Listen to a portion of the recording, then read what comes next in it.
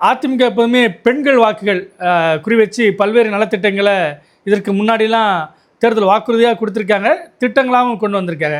அந்த வகையில் இப்பொழுது இந்த முறை எடப்பாடி பழனிசாமி அவர்கள் சொல்லியிருக்கிறது என்னென்னா, மகளிருக்கு மானிய விலையில் இருசக்கர வாகனங்கள் வாங்குவதற்கு அதிமுக பங்களிப்பு செய்யும் அப்படின்னு சொல்லியிருக்காரு.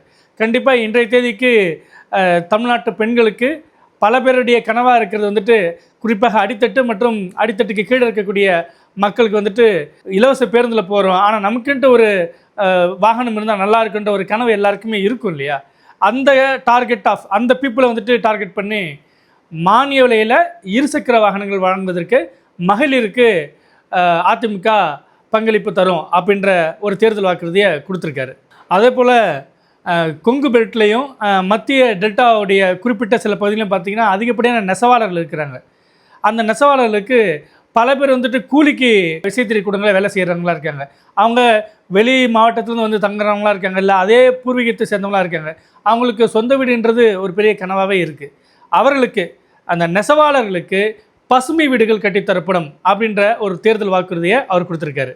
அதே போல் 2021 அதிமுக ஆட்சியில் பார்த்திங்கன்னா அந்த கொரோனா காலகட்டத்தில் 10ஆம் வகுப்பு 11ஆம் வகுப்பு 12ஆம் வகுப்பு மாணவர்களுக்கு வந்துட்டு தேர்ச்சியை வந்துட்டு ரொம்ப எளிமைப்படுத்தி கொடுத்தது அப்போதைய அதிமுக அரசு.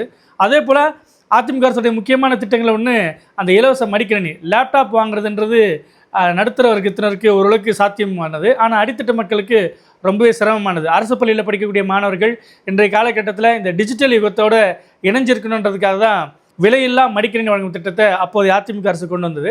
ஆனால் கடந்த சில ஆண்டுகளாக அது வந்துட்டு நடைமுறை இல்லாமல் இருந்தது. தற்போது திமுக அரசு வந்துட்டு அதுக்காக டெண்டர் கால்ஃபார் பண்ணியிருக்காங்க, இலவச மடிக்கணினியை வழங்கணும் அப்படின்றதுனால.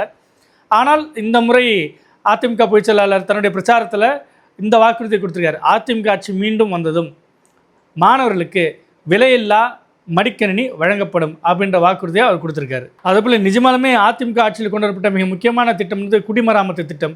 இதற்கு முன்பாகவே பல்வேறு ஆண்டுகளாக அது நடைமுறையில் இருந்தாலும் கூட அதிமுக ஆட்சியில் வந்துட்டு குடிமராமத்துக்குன்ட்டு ஒரு கூடுதல் கவனம் செலுத்தப்பட்டது. ஒவ்வொரு ஆட்சியாளருக்கும் ஒரு பெட் ப்ராஜெக்ட் இருக்கும் இல்லையா?